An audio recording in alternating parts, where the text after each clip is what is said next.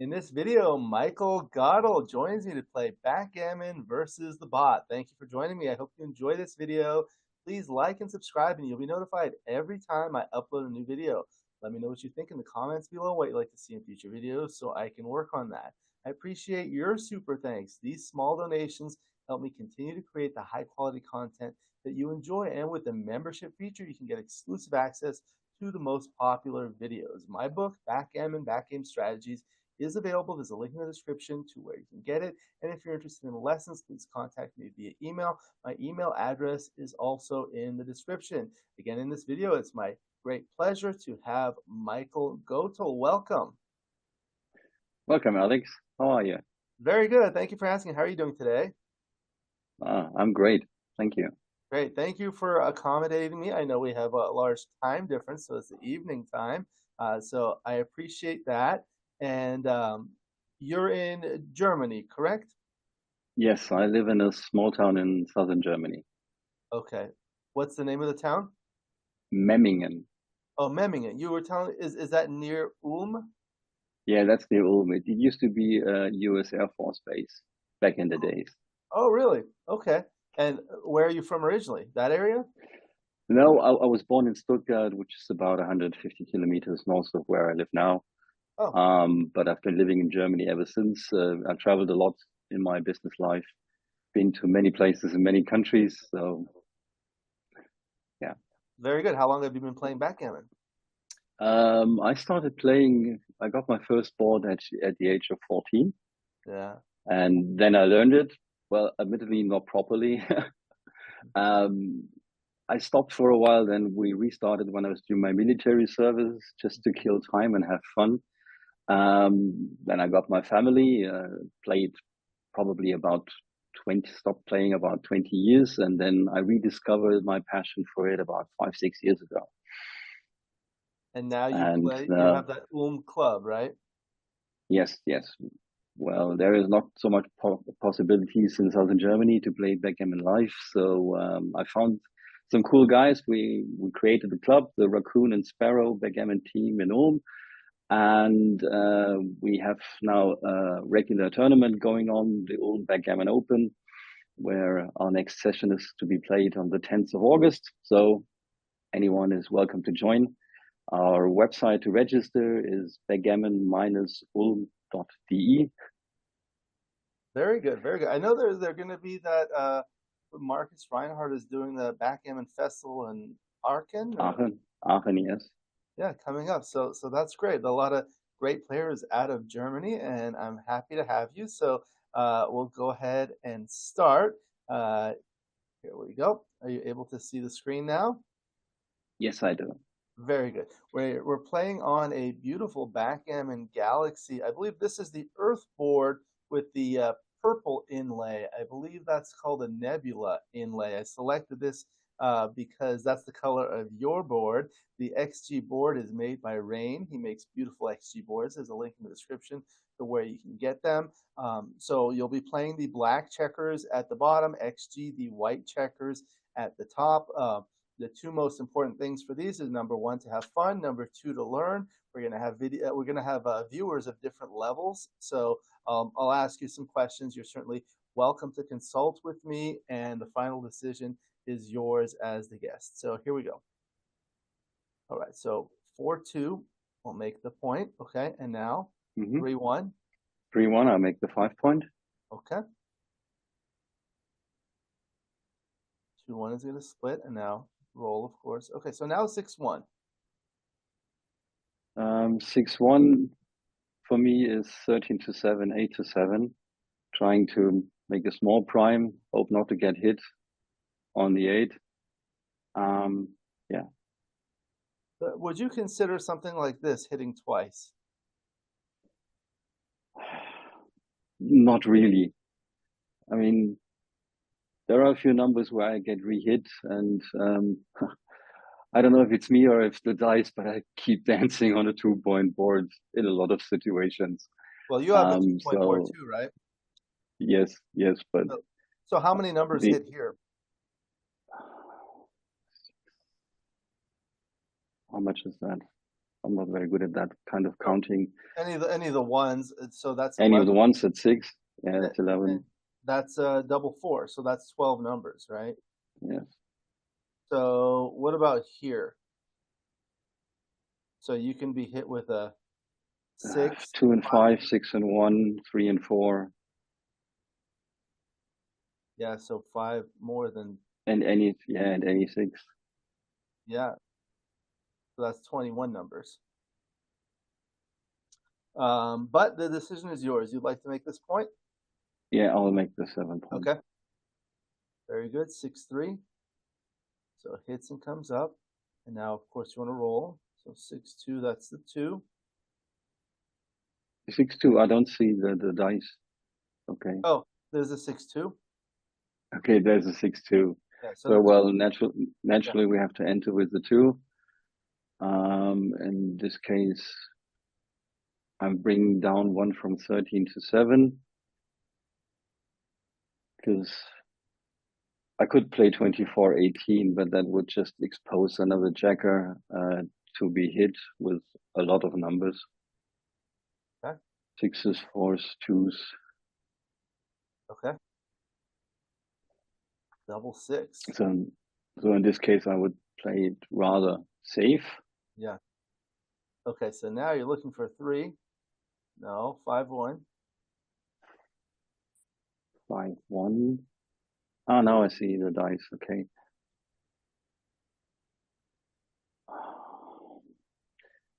Well, there are many options.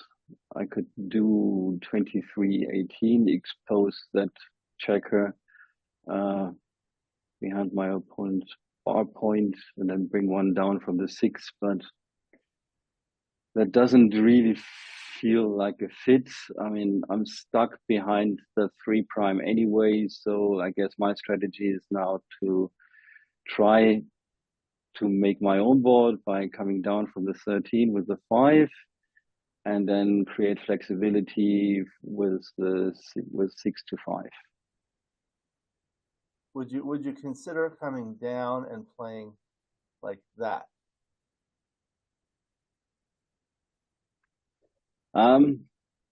It was part of my considerations actually. The problem I see there is that, of course, I'm blocking his 6 point, 23-17. And I don't think that the position is actually better than if I keep 2 checkers on the ace point and the 1 on the 23. Okay, so you do this. Now, let's say you're white. At this score, would you double here? Most likely. And if you're black, which you are, would you take?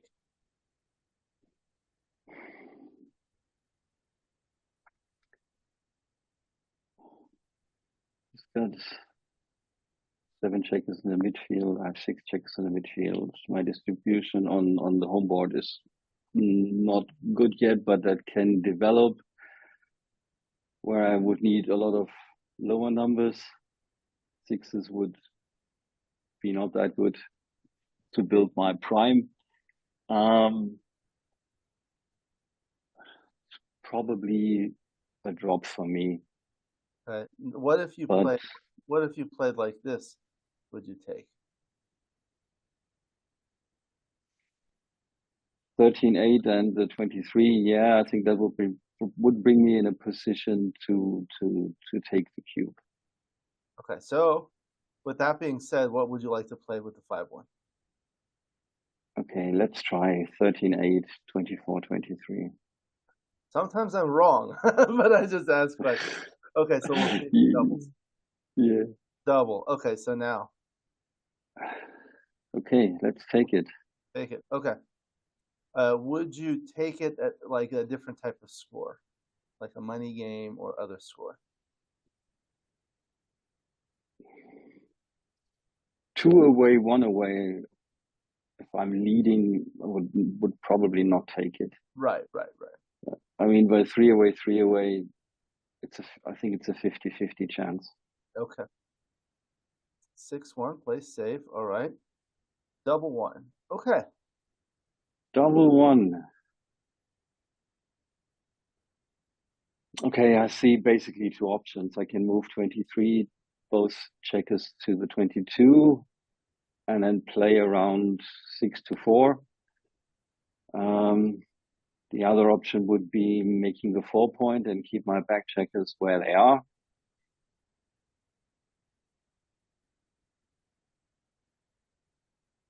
So how do you decide which one is better?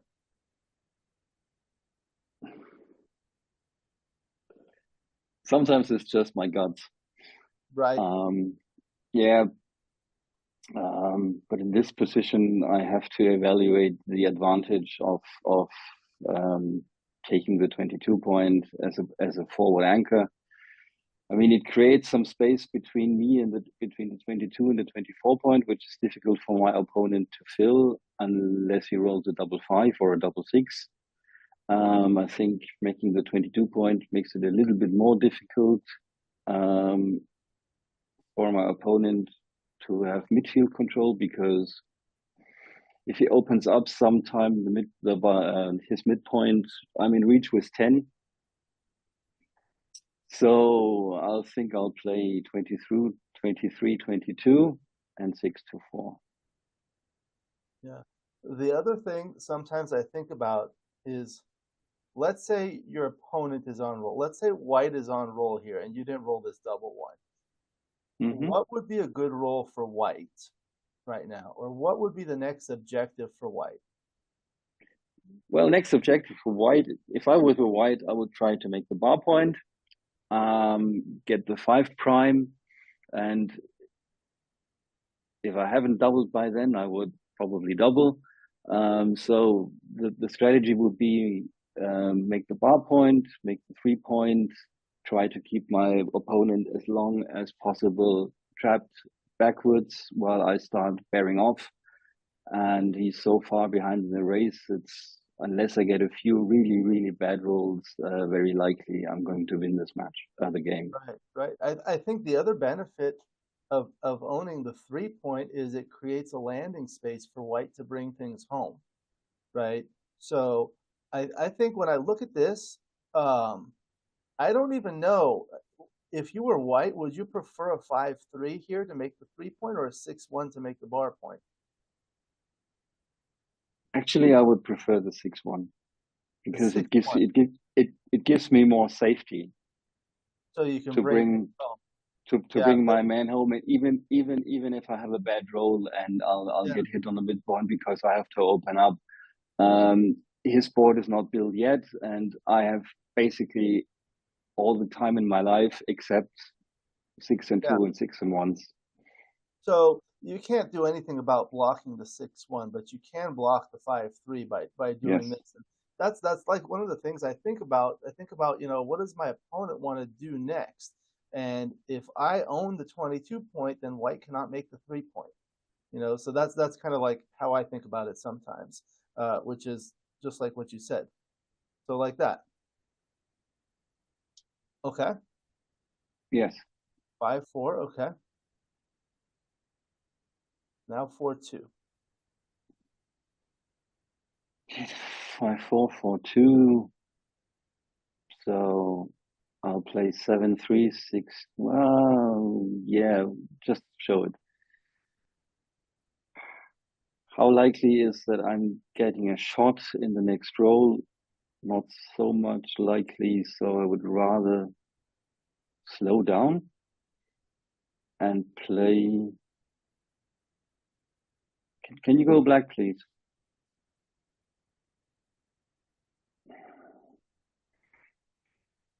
So 8-4, 7-5 looks also quite attractive, but I'm not stretching my checkers enough. I have a feeling I have to play with my timing, because the opportunity to make a hit will not come in the next couple of rolls. So So what? unless I get a double 6, Yeah, right. I'm not What you're saying I'm is, not getting yeah. Go ahead, please. yeah, I'm not getting out anytime soon. Right. You would like to make the 4 point for sure here, regardless of how you Yes. play. The Okay. the question is with which checkers. So, but I think 7-3-6-2 looks quite attractive. Yeah, I mean that makes sense because after you make the 4 point, the next point you want to make is a 3 point, and it's a lot easier to make it if it's slotted, right? Yeah, the only downside I see there is that I use my checker from the 6 point. So any point I make now from now on, the 3 point is only I can only do it with two builders, like from the 8 and the 7, or I roll double 5. Otherwise, I wouldn't break my midpoint. Right. Yeah, And the but other way, that you still have, well, you have three builders, but now it's not slotted, right? yeah, but that's not slotted. That's the downside of Right. this version of the move. So we go back to 7-3 and 6-4. Okay. What are the rolls that leave a shot like 6-5, 6-5? Yes, Yeah. and even if he gets that, I'll get the rehit. Yeah, I'll have not that bad position. Okay. So he makes the 2 point. I'll make the 3 point from the 8. Okay. How concerned are you about getting blitzed and possibly losing a gammon for the match? Um, what is it? 5-3, double 5. I'm not sure. It's an advantage for him to hit me loose on the ace point. Yeah. There's no benefit for him. So I'll guess yeah, 5-3, double 5 are from my point of view, yeah, double 6 the only really bad rolls Yeah. to hit me on the ace point. Okay. So we'll play this. Double 5. You called his number. 6-6.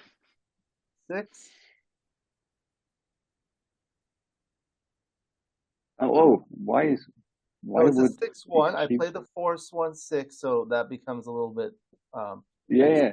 And I have a I'm 1. I'm I'm I'm just curious why she is playing the double 5 that way. Well, you said it would hit, right? Yeah, of course. Even you have to, but open up the 6 point. What else is there? Mm, yeah. I'd have to bring 3 down and hit loose. Oh, you thought hit Okay. loose. Anyway, Yes. 6. 6-1 is 6 enters, and then I will play 7-6. Okay, good. 4-2, pick and pass. Going for the gammon. 2-1. Cannot come in. 5-2. All right.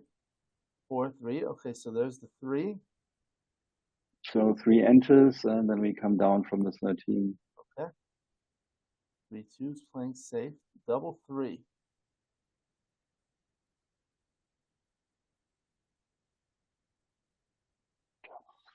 So 22, 19, 16, 13, 10.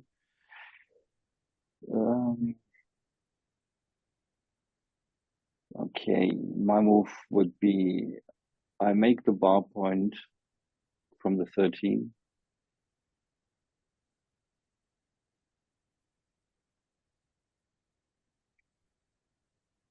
I'll split 22 to 19. Okay.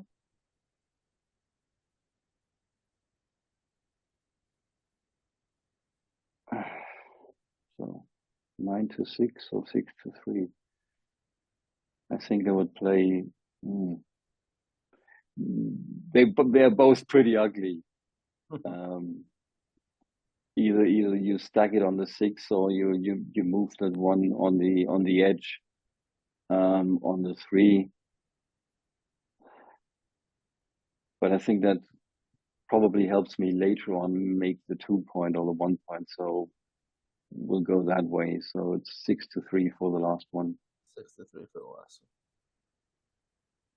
one. Okay. 6-2. You got a shot. All right. When would you consider doubling in this position?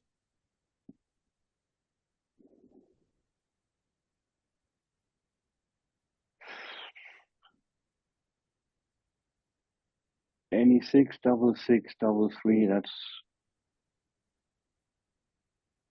not like.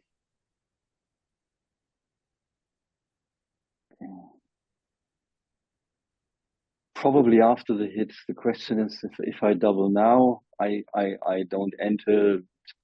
Probably already game over. Avoiding the gammon at this stage is also, if I dance, a problem. So actually, I have to cube. Yeah, I mean, If I the question I think about here is, okay, if you hit and then what almost whatever, it's there's not going to be a take on the redouble, right? You lose your market. And if you don't hit, it's it's a pretty likely. I mean, maybe not 100% likely, but how likely is it that you're going to lose a gammon if you don't come in now, or if you yeah don't hit? It's pretty likely, right? So that's kind of the idea when you think about like these redoubles at 308 to kill the opponent's gammons um, as an underdog. But I don't know. I don't know. This will be a good one to analyze. But what would you like to do? You said you'd like to redouble?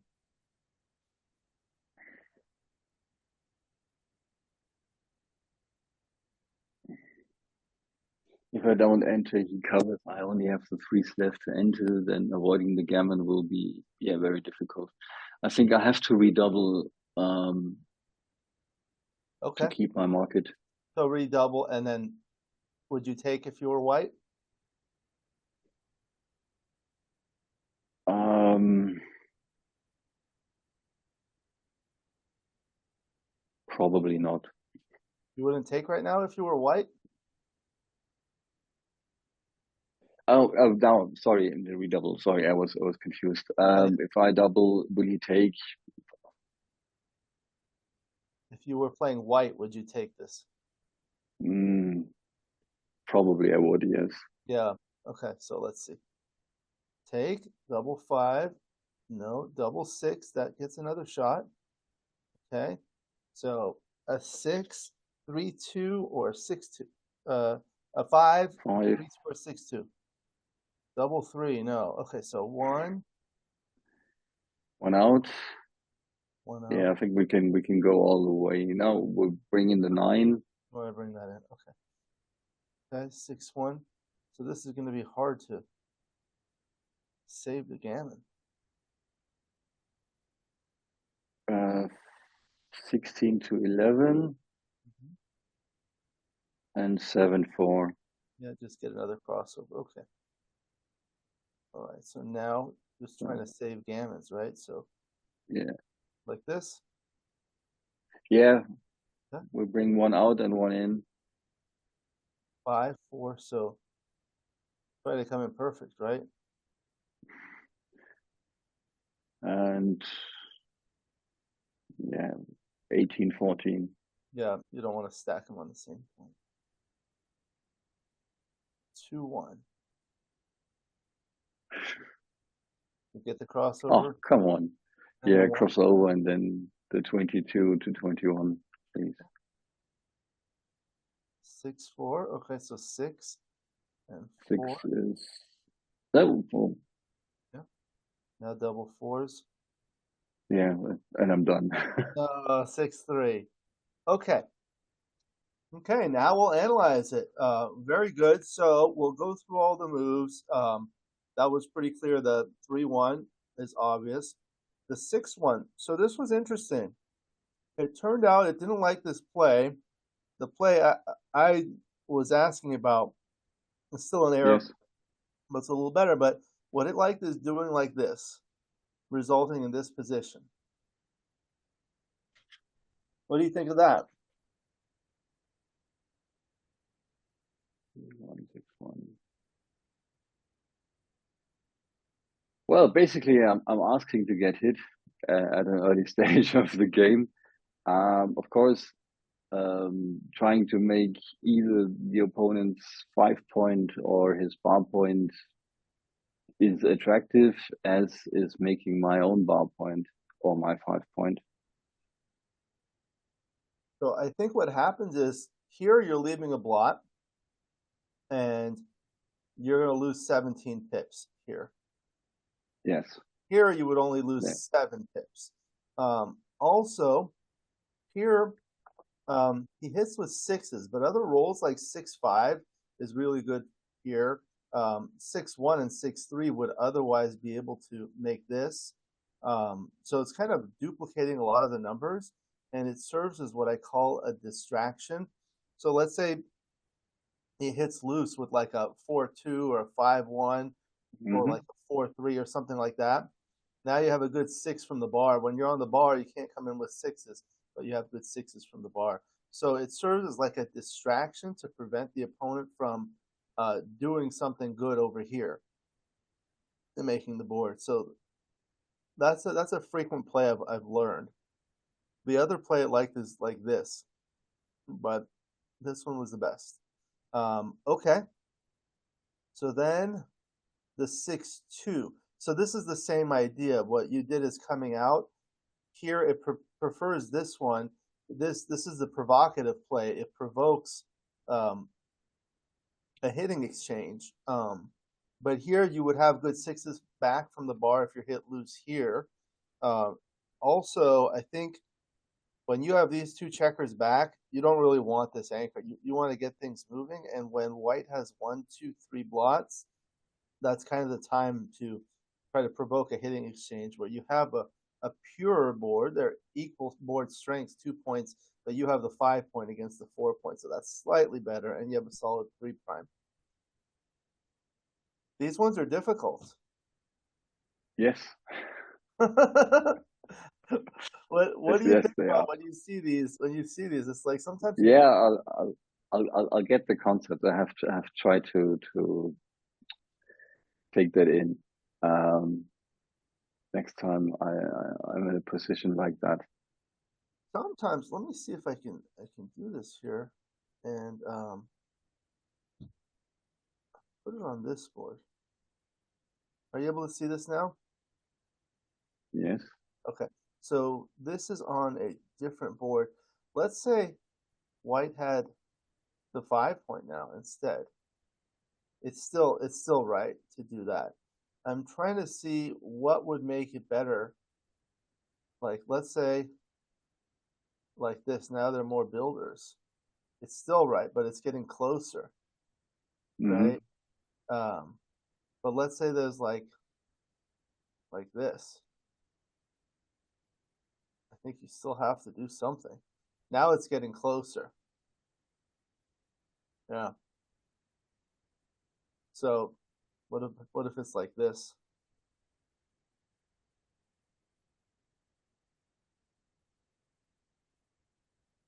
Now it's going to be a Probably. pass. So Yeah. what if we do something a little bit different, like make it a 3 point board? Now getting hit is dangerous. Yeah, of course. That's gonna be a pass no matter what. What if the 3 point board were like this? Now they're close. You see how close it is now? 25 No, now I can see it. Yes. 25 I think milli points. Yeah. Whereas we got a bit of a delay. original one, this was an 81 milli point. So when you make the board stronger, it's more dangerous. So it becomes closer to bring one down as opposed to come out. You can also play around with it and move this around and see what happens. Um, anyway, let's see. Where were we? This is the position. Okay. Then it was the 5-1, and yeah. So what was the other one you were looking at?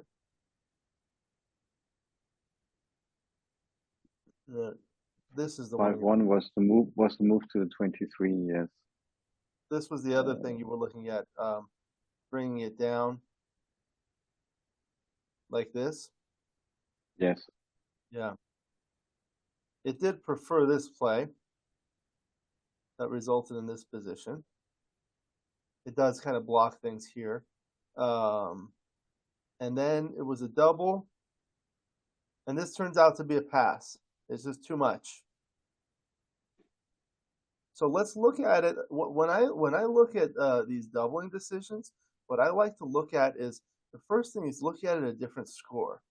For example, in an unlimited game, it's still a pass, but not as big a pass. It's a 204 error to pass, whereas here it's 428. It's huge.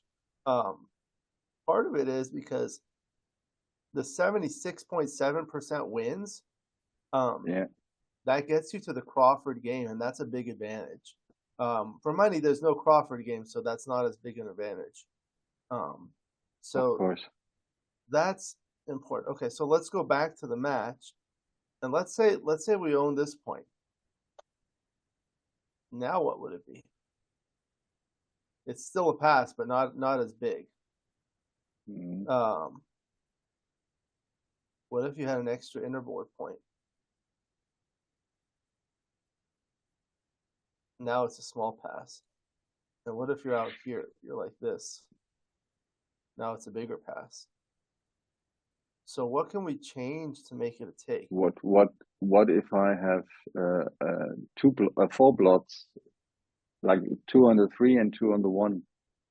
If I have a double anchor, Oh, if you have two anchors, yeah, like in XG's home board.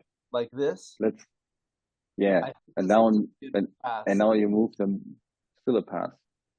I think And this is a good if we move them one forward, this now. I don't know if it's a double. Yeah, this it's a double, but it's a very comfortable take. That's a big difference. People don't think about that, but let's look at like maybe 1-3. Yeah. The problem with the 1-2 game, like I've done a lot of research on these. So you get stuck, you have problems getting things out, you don't get shots very easily. But when you have the 2-3, and now White starts bringing things home here. Okay, mm, and let's say they're like this, and you start bringing things home, and now White is like maybe like this. Okay, so what happens is, and like let's say you have this.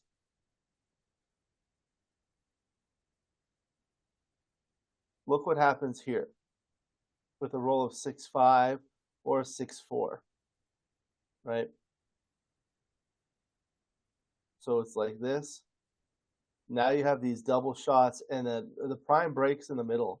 It breaks here because the 6s and 5s become forced from here. yes, So the prime breaks in the middle, and that's very awkward.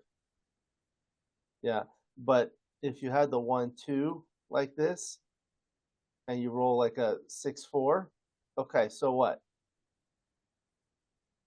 You play well, to he 4, plays eight. and you He just plays have that. 8-4. Yeah, Yeah, he just has that. yeah. That's a big difference between.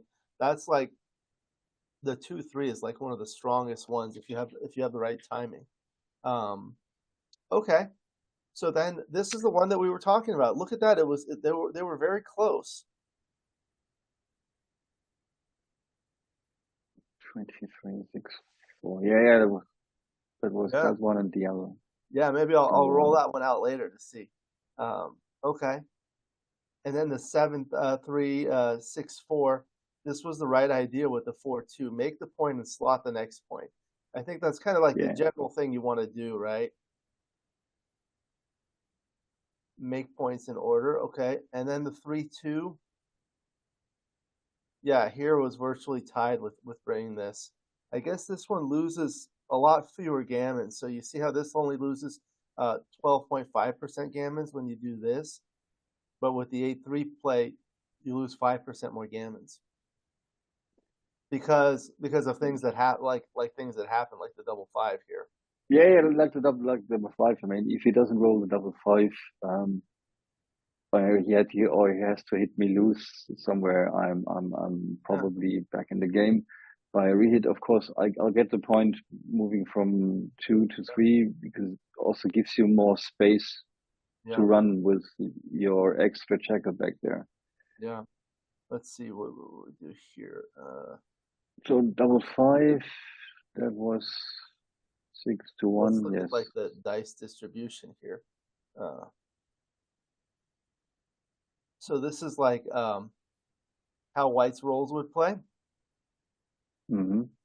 So double six is good. Double four is good. Double five. Where's double five? Oh, that's what happened. Double five is actually a bad roll, but it's still pretty good. Um, yeah.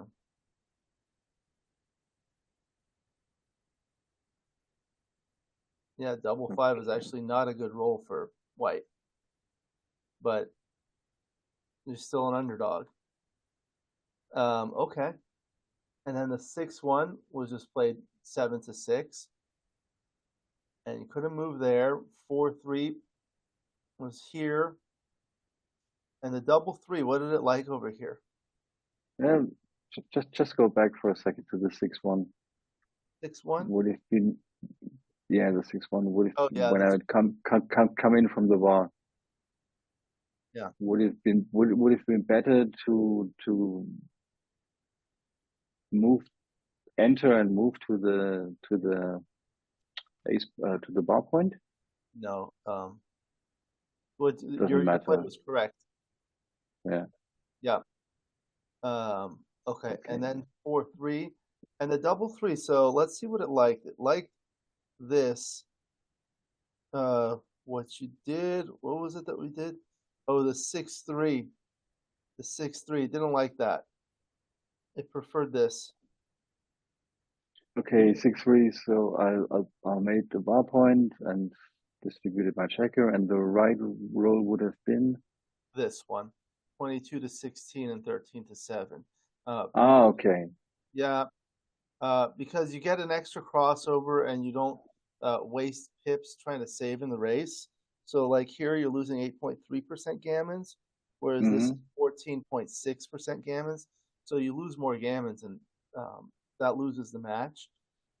Um, and when you leave it there, there are a lot of pick and pass numbers, like 5-2, 4-2, 2-1, double two, double ones are good if you leave this blot exposed.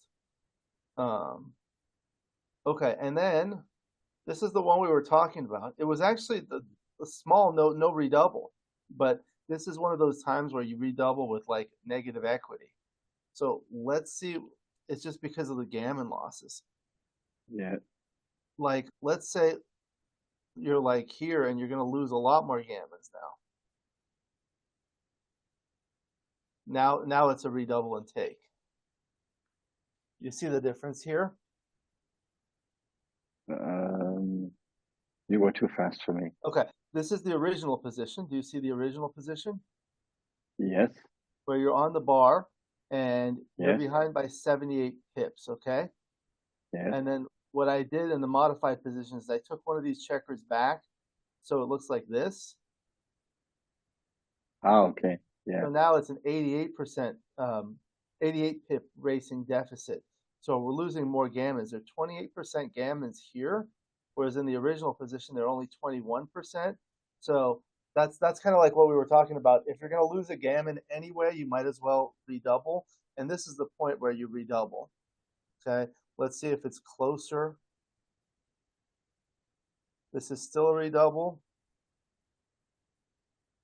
And this is the kind of exercise that I do to see how close you would have to be to make it a redouble. So now it's a borderline redouble. Mm-hmm. So one more pip. This is close enough that, oh, this is still a redouble. Okay. What if it's over here? Now it's not a redouble. You see, I do these types of exercises and it kind of teaches me because now there are fewer gammons. Okay. So then we could not move. Then the double three was just bringing it around, and then just trying to save the gammon. All of these plays were close. I guess it liked not burning 2 pips there, but not a big deal. And 4-1, there wasn't really much to look at here. Yeah, that was a short game. That was a short one, but it was a good match. I think that there were some things that we learned. Um, okay, Definitely, yes. so very good. What are your thoughts about the match? Well, we have a saying in German, afterwards you're always cleverer. You're always Um, what? you have learned a lesson, yeah, or yeah, you get cleverer afterwards. Um, Something to say like, well, if we had known before stuff.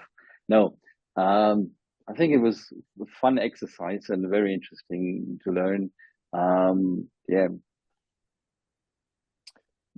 how can I say that? Sometimes it's you have these short matches because you double, you get redoubles, or the other way around, and then it's over very soon. Yeah, but that's part of the game, and that makes the game interesting and fun. Right, right. And I think it's very important to study like these short matches, like 3 point matches, 5 point matches, in particular. Partly because, like for me, I do a lot of 5 point matches because in our weekly tournaments, most of our matches are 5 points. So Yes, that's the and ours number is one fun. reason. Number two reason is when you have a longer match, 9 points, 15, whatever it is, a lot of the times you end up with both players being within 5 points of winning the match. So it ends up being something within a 5 point match. So it's important to study. The reason why I do the 3 point matches on these ones is to make sure we have enough time to go through everything. Um, Discuss and analyze. Yes. yeah, so that was good. That was interesting. We found some interesting positions, and I'm happy to have had you. You're certainly welcome to come again. Maybe we can play a match between you and your friend Colin one time. And you do the commentary. Yeah, maybe. Well, how many people do you have that play in your club regularly? Well, we meet weekly every Thursday evening. The turnout is somewhere between 5 and 12.